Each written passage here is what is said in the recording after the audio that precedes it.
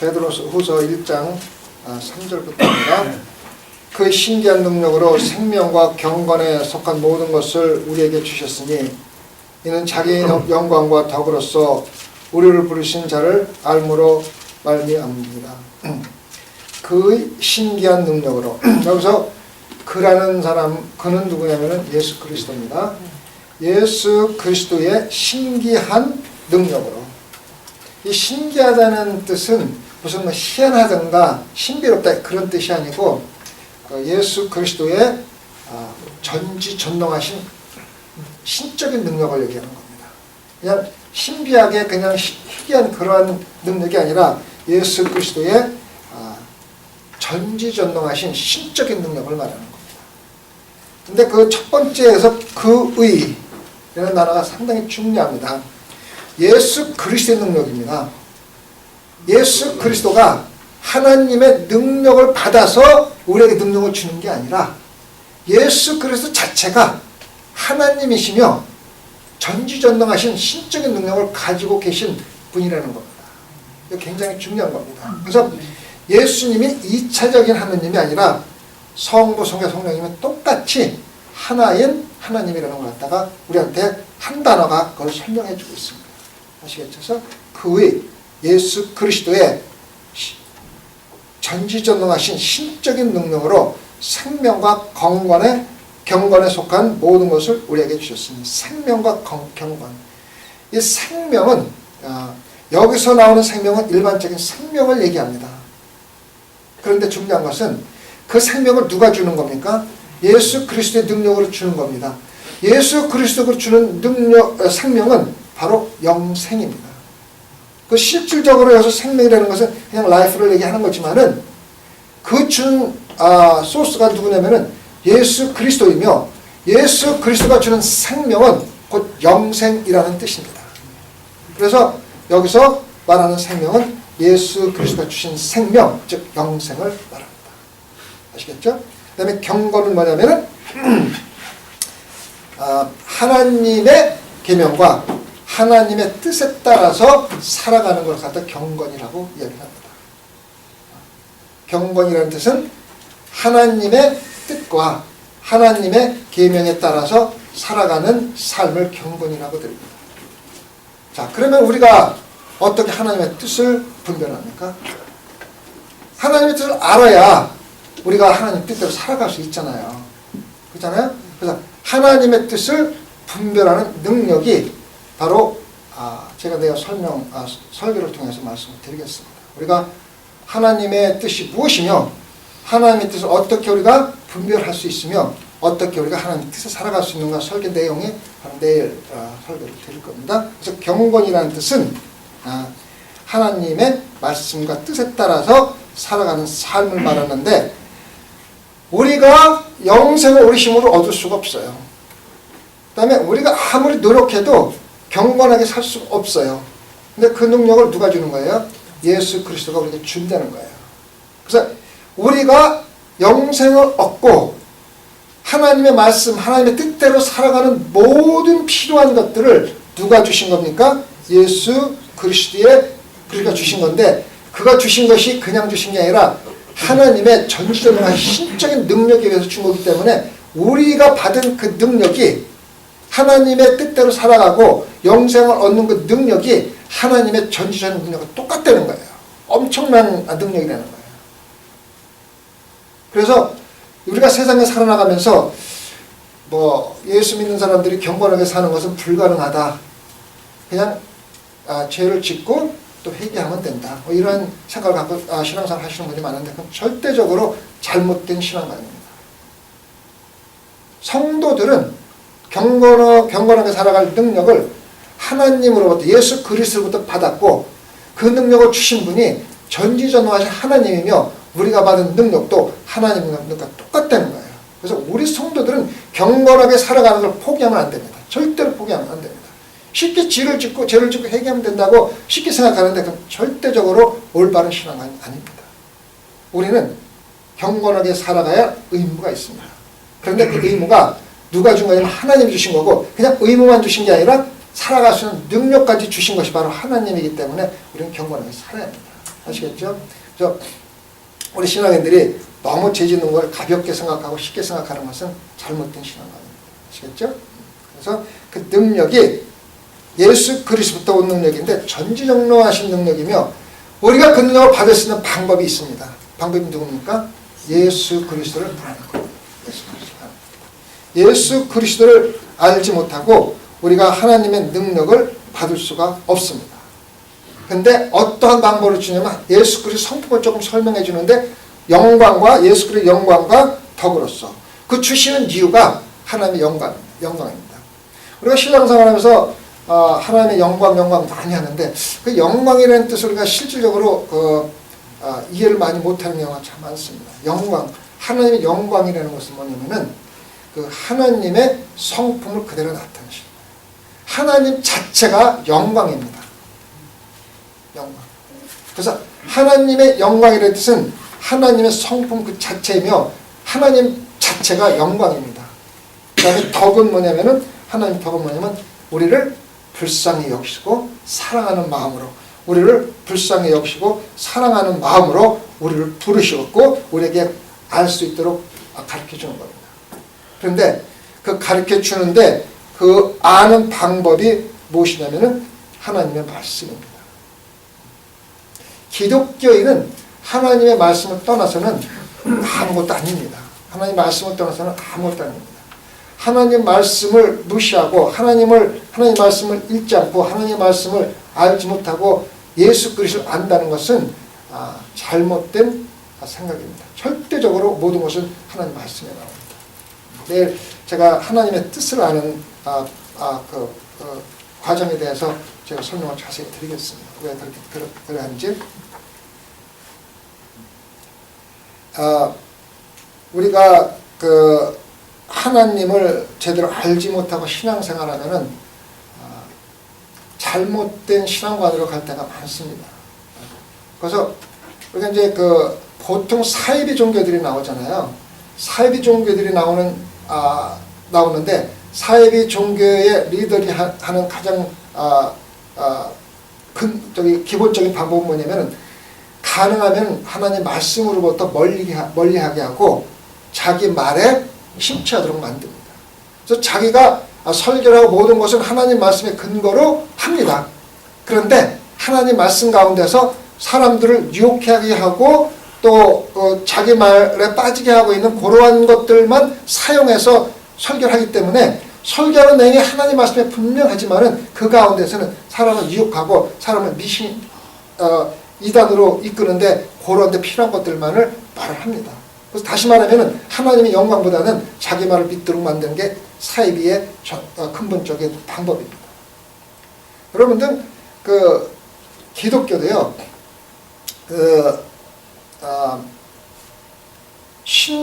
신교가 나와가지고 성경이 번역되기 전에는 그 교회에서는 하나님 말씀을 성도들이 접할 수 없도록 만들었습니다. 의도적으로.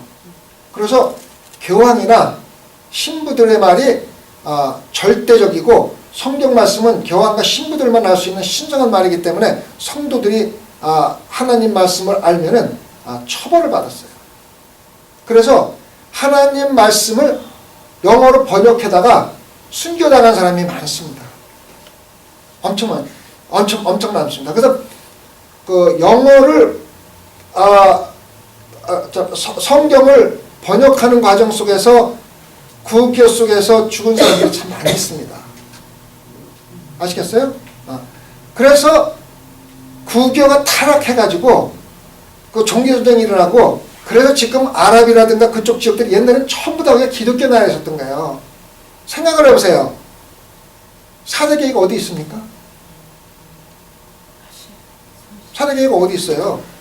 지금 어느 나라에 있어요? 네? 터키 있어요. 터키. 사도 바울이 근본적으로 교회를 시작한 게 터키, 시리아 그쪽에 다 있는데 지금 그게 무슨 국가입니까? 완전 이슬람 국가에서 기독교를 다 죽이는 나라 돼버린 거예요.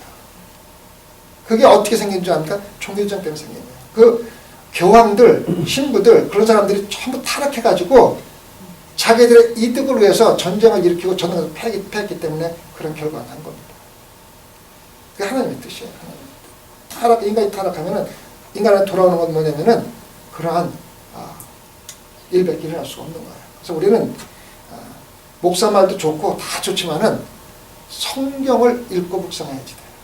그게 사이비로 빠지지 아니하고 잘못된 길 안 나가는 첩경입니다. 그래서 우리가 예수 그리스도로부터 전지전능한 능력을 받아서 영생을 얻고 경건하게 살아가는데 가장 필요한 것은 하나님을 예수 그리스도 아는 겁니다.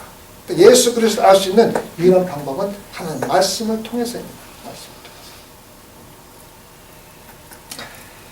통해서. 제가 요즘에 조지 뮬러 책을 많이 읽는다고 제가 말씀을 드렸잖아요. 어제 저녁에는 제가 조금 읽고 자면서 어제 저녁에 읽은 말씀 중에서 말 중에서 책 중에서 이런 얘기를 하더라고요. 자기가 하나님의 일을 하는데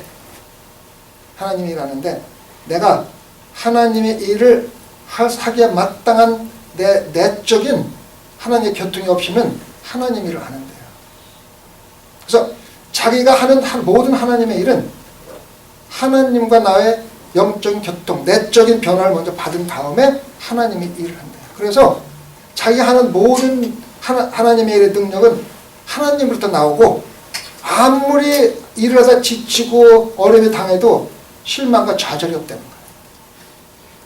그래서 우리 마음속에 우리가 하나님과 올바른 영적인 교통 없이 하나님과의 능력 없이 무조건 하나님을 많이 하려고 막 열심히 돌아다니는 것이 결코 좋은 일은 아니라는 거예요. 그래서 우리는 먼저 하나님 말씀과 기도와 묵상으로 하나님의 교통 가운데 하나님의 능력 받고 하나님의 능력을 근거로 해서 하나님을 일을 해야 일의 결과도 크고 아무리 지쳐도 힘들지 않고 실망하지 않고 포기하지 않고 또한 그 가운데서 순교를 할지라도 조금 더 두려움이 없어집니다. 그래서 신앙인들은 먼저 하나님과 나의 관계가 확립된 상태에서 무슨 일을 하고 무엇을 해야 되지, 나와 하나님은 전혀 관계없이 그냥 하나님 일만 열심히 하다 보면 쉽게 지치고 시험에 들고 또 포기할 때가 많다는 거예요. 아시겠어요? 그런데 하나님의 지식으로만 가득 차서 하나님과 교통하는 것만 너무 관심이 없었다가 하나님 일을 소홀히 하는 것도 옳지 않다는 거예요. 그게 그 사람 말로는 그 신앙의 자만이라는 거예요. 내가 하나님의 말씀을 많이 알고 있는 것, 내가 하나님의 교통하고 있는 것이 실질적으로 신앙의 전부인 줄 알고 거룩하게 산 것처럼 보이지만은 그것은 자기가 신앙을 잘못 이해하는 신앙의 자만이 될 수가 있다는 거예요. 그래서 내가 하나님과 관계를 올바로 확립하는 가운데서 하나님을 열심히 하는 것까지 연결돼서 하나가 이루어져야 되지, 너무 하나님 일만 열심히 하는 것도 하나님 말씀을 하는 것도 아무런 의미가 없고, 또 내가 주님과 영적인 교통만을 위해서 하나님 일을 전부 무시하는 것도 옳지 않다는 거예요. 그래서 우리는 하나님과의 교통, 말씀을 통해서 기도를 통해서 묵상을 통해서 하나님과 올바른 관계, 영적인 교통을 하면서 하나님을 해야 된다는 것 같다. 한계가 하나가 돼야 된다고 하더라고요. 그렇지 않습니까? 그래서 우리가 우리가 기도를 많이 하는데 기도를 하는 것이 우리가 이제 아침에 일어나면 이제 우리가 뭐부터 합니까? 기도부터 시작하잖아요. 대부분이. 근데 그분의 얘기로는 그게 옳지 않다는 거예요. 자기도 그렇게 계속 신앙생활 하다 보니까 기도가 어디로 가는지 무엇을 하는지 모를 때가 너무 많다는 거예요. 그래서 먼저 일어나서 하나님의 말씀을 읽고 그 말씀을 근거로 묵상하면서 하나님과 말씀을 통해서 영적 교통을 하면서 기도를 해야 된다는 거예요. 그래서 우리가 일어나서 아무 생각 없이 막 주여 이게 막 기도를 하다 보면은 도대체 내가 뭐를 기도하는 건지 간구를 다 하다가 끝난다는 거예요. 근데 일어나서 하나님의 말씀 먼저 읽고 그 말씀을 묵상하면서 기도를 하면서 묵상하고 또 그걸 근거로 해서 하는 게 간구도 하고 하는 영적인 교통을 할 때 영적인 교통이 하나님 말씀을 근거로 해서 영적인 교통을 합니다. 하나님 말씀이 이렇게 중요한 거예요. 엄청 중요한 거예요. 저는 여러분들한테 이제 그 성경 통독을 하면서 말씀을 드렸고, 또 신약 성경을 쓰는 걸로 또 말씀을 드렸고, 또 요즘에는 이제 암기하는 걸로 말씀을 드리는데, 그 세 가지가 다 필요합니다. 우리가 성경을 창세기부터 요한계시록까지 쭉 읽으면서 성경의 그 윤곽을 전체적으로 아는 것 참 중요합니다. 그렇지만은 예수 그리스도가 나와서 예수 그리스도에 관한 모든 그 말씀과, 물론 구약도 예수 그리스도의 오심을 예언한 책입니다. 그렇지만 실제로 예수님이 오셔가지고 말씀을 전하시고 복음을 전하신 것은 신약입니다. 그래서 신약은 우리가 좀 더 깊이 읽고 묵상할 필요가 있습니다. 그래서 제가 신약을 쓰라고 그런 겁니다. 읽고 묵상하면서 쓰면은 정말 우리가 은혜가 됩니다. 그리고 제가 매일 잊어버리더라도 암기를 하라고 권장하는 이유는 뭐냐면은, 우리가 세상에 나가서 살아갈 때 하나님 말씀이 자꾸 우리 삶 속에 적용돼야 되는데, 우리가 하나님 말씀을 암기하지 못하면은 성경에 무엇이 있는지 모르기 때문에 적응하기가 힘듭니다. 그래서 하나라도 암기를 하면 잊어버리더라도 우리 잊어버리는 건 우리 머릿속에서 나가는 거지 우리 마음속에는 남아 있습니다. 그걸 아셔야 돼요. 머릿속에서는 나갔더라도, 기억은 못하더라도 우리 마음속에서는 뿌리를 내려서 우리도 모르게 열매를 맺고 있습니다. 그래서 암기하고 잊어버리세요. 좋아요. 그러나 마음속에서는 항상 간직되는 것을 있다는 것을 알고 신앙생활을 해야 됩니다. 아시겠죠? 그래서 우리가 먼저 하나님의 능력을 받기 위해서는 하나님 예수 그리스도를 알아야 되는데, 아는 방법은 하나님 말씀을 통해서 알아야 되는 것을 기억하시기 바랍니다. 그 다음에 4절입니다. 이로써 그 보배롭고 지극히 큰 약속을 우리에게 주사 이 약속으로 말미암아 너희로 정욕을 인하여 세상에서 썩어질 것을 피하여 신의 성품에 참여하는 자가 되게 하려 하셨으니, 자, 이로써 하나님의 영광과 덕으로서 우리가 그 보배롭고 지극히 큰 약속을 얻는 겁니다. 그래서 지극히 그 보배롭고 지극히 큰 약속이라는 건 뭐냐면은, 보배될 때는 우리가 이 세상에서 가치로 따질 수 없을 만큼 가치가 있다는 거예요. 가치가 있다는 거예요. 그게 보배롭다는 거예요. 그러니까 가치를 셀 수 없을 만큼 큰 가치가 있다는 거예요. 그 다음에 지극히 큰 약속을. 그 약속이 뭡니까? 예수 그리스도의 재림과 구원의 약속입니다. 예수 그리스도의 재림과 구원, 영생의 약속입니다. 그 약속을 우리에게 주사, 그 약속으로 말미암아 그 약속을 믿고 우리가 세상에서 정욕에 따라 살고 싶은 욕심을 버릴 수가 있다는 거예요. 이것을 맞바꿀 수가 없다는 거예요. 내가 이 영생, 예수 그리스도가 주신 그 약속이 얼마나 큰지 그 약속을 버리고 내 정욕에 있는 욕심에 따라서 세상적으로 살 수가 없다는 거예요. 그래서 우리가 세상적으로 살고 싶을 때 예수 그리스도의 재림과 구원을 생각하면은 세상적으로 살 수가 없다는 뜻이에요. 이게 바로 우리 성도들이 매일매일 연습하면서 살아가야 되는 거예요. 우리가 세상에 대해서 어떤 욕심이 생길 때 예수 그리스도의 그 크신 구원의 약속을 버리고 내가 세상적으로 살 수가 없다는 걸 갖다가 항상 기억하고 살아야만 됩니다. 굉장히 중요한 겁니다. 썩어진 욕심 피하여 신의 성품에 참여하는 자가 되게. 신의 성품에 참여한다는 데 우리가 참 깊이 생각을 하면 신의 성품에 참여하는 자가 되게. 신의 성품에 참여한다. 도대체 신의 성품이 뭡니까? 신의 성품. 예수 그리스도의 하나님의 성품, 특성입니다. 그죠? 성품입니다. 거기에 우리가 참여한다는 뜻이에요. 참여한다는 뜻입니다. 예수 그리스도의 하나님의 성품에 어떻게 우리가 참여할 수가 있습니까? 어떻게? 굉장히 중요한 겁니다. 자, 우리가 세상을 살아가다 보면은 우리가 열심히 일을 해야만 합니다. 열심히 일을 해야 그냥 빨리 출세도 하고 진급도 빨리 하고 직장도 또 안정되게 하고 또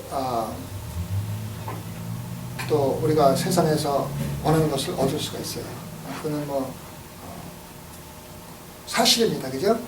저도 젊었을 때는 빨리 출세하기 위해서 밤샘 일도 해보고 또 뭐 공부도 해보고 또 뭐 열심히 살았잖아요. 그죠? 다들 그렇게 사는 그게 잘못된 건 절대 아니에요.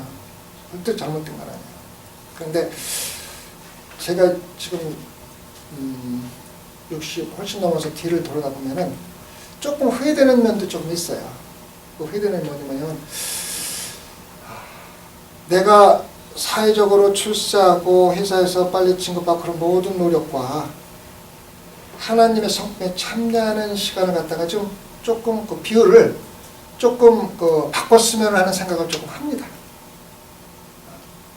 물론 세상에서 출세하고 빨리 진급하고 돈 벌어서 자녀들을 먹여서 그거는 기본적으로 해야 될 일이기 때문에 그건 나쁜 게 절대 없는데 시간 배율을 하나님의 성품에 참여하는 시간을 조금 더 늘리고 그러한 노력을 조금 줄였다면은 좀 좋았을까 하는 생각을 가끔 합니다. 우리가 너무 그런 데만 치중하다 보면은 하나님과 교통하고 하나님 성품에 참여할 수 있는 시간이 줄어듭니다. 여러분, 우리는 20시간 다 똑같이 받았잖아요. 그래서 가끔 생각을 해봅니다.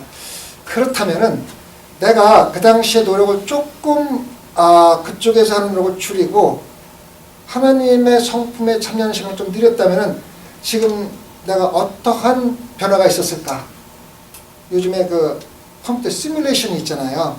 가상적으로 한번 해보는 거잖아요. 그래서 내 머릿속에서 한번 그 시뮬레이션을 해봤어요. 40년 쫙 뒤로 돌려가지고 내가 이 시간에 10시간 일을 했는데 8시간 일을 하고 2시간을 하나님의 성품에 참여하는 시간을 했다면은 어떠한 결과가 나왔을까 하는 생각을 해봤거든요. 여러분도 한번 그런 생각을 한번 해보세요. 30년, 40년을 되돌리지 못하더라도 한 10년 정도, 5년 정도 되돌려서 내가 그 당시에 세상적인 출세와 공부와 또 이런 모든 것을 한 시간을 드리고 한 시간을 하나님의 말씀을 읽고 묵상하며 기도하고 하나님의 성품에 참여해갖고 또 하나님의 일을 하는데 투자했다면은 어떠한 결과가 지금 나왔을까? 한번 생각을 해보세요.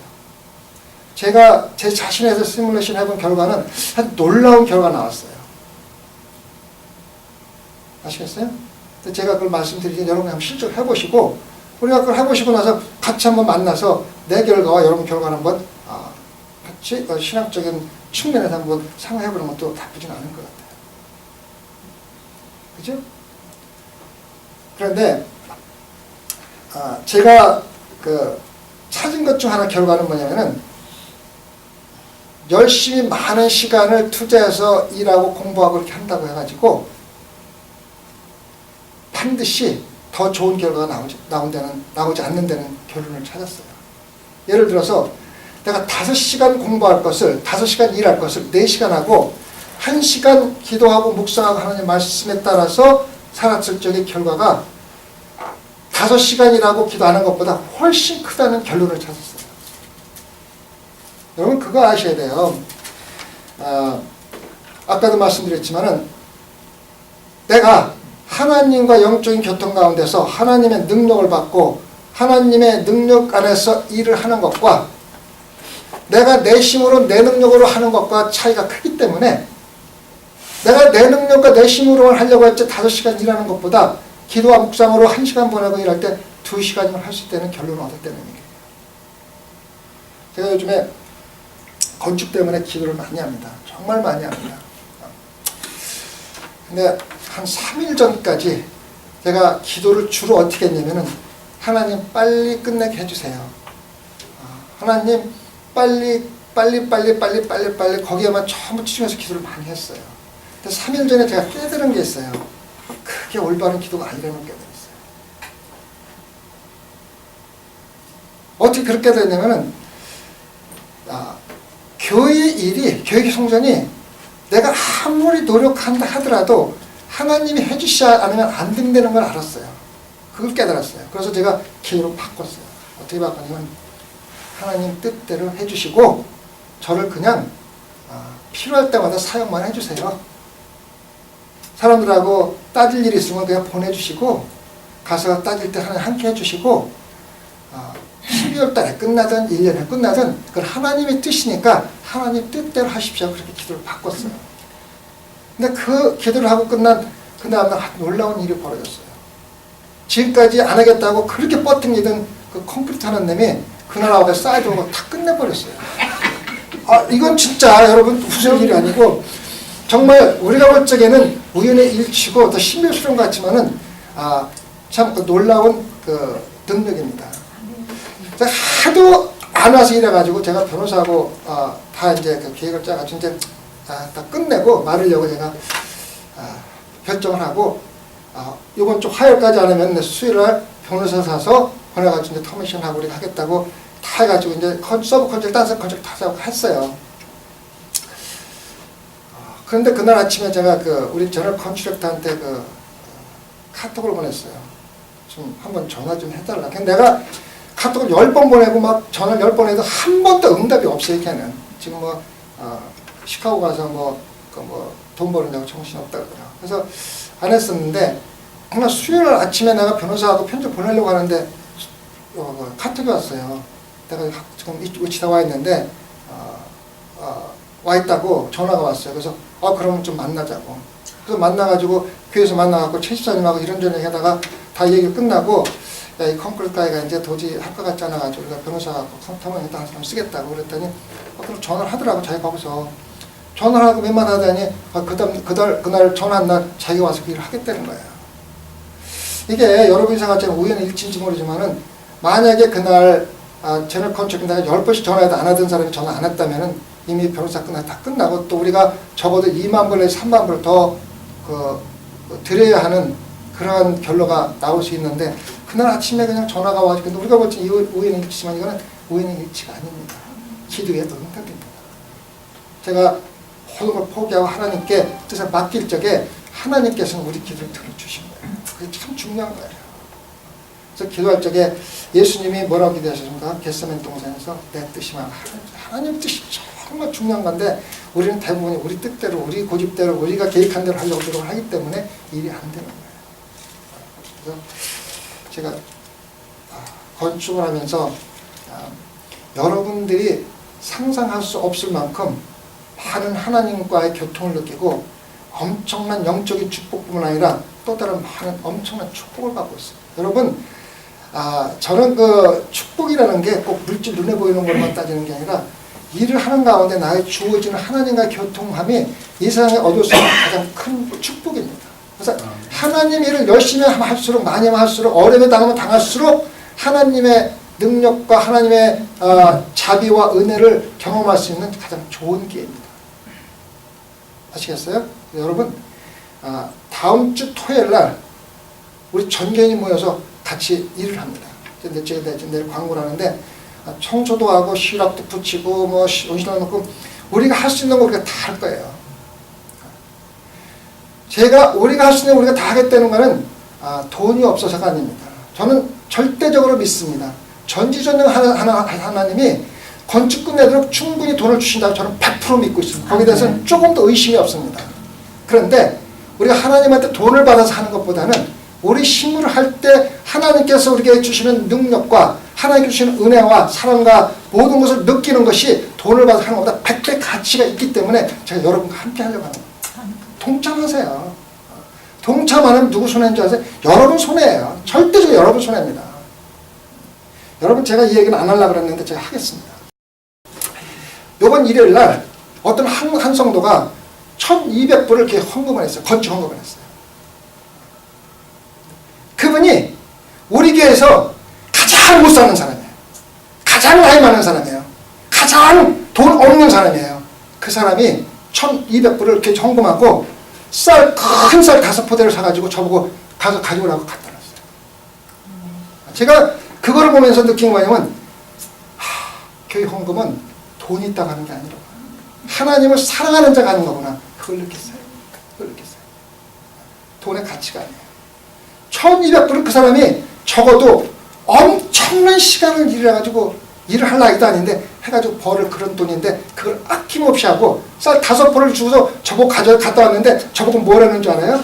목사님 죄송합니다.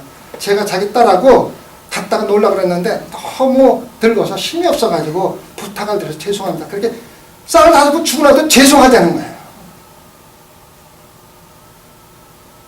그게 뭔 줄 압니까? 그분은 하나님의 누군지를 아는 거예요. 하나님과 영적인 교통을 하시는 분이에요. 그런 분은 이 세상에서 가장 귀한 분입니다. 정말 귀하게 신앙생활 하시는 분입니다. 돈이 문제가 아니라 물질이 문제가 아니라 그 사람 마음의 문제입니다. 우리 마음에 있는 것을 우리가 행하는 겁니다.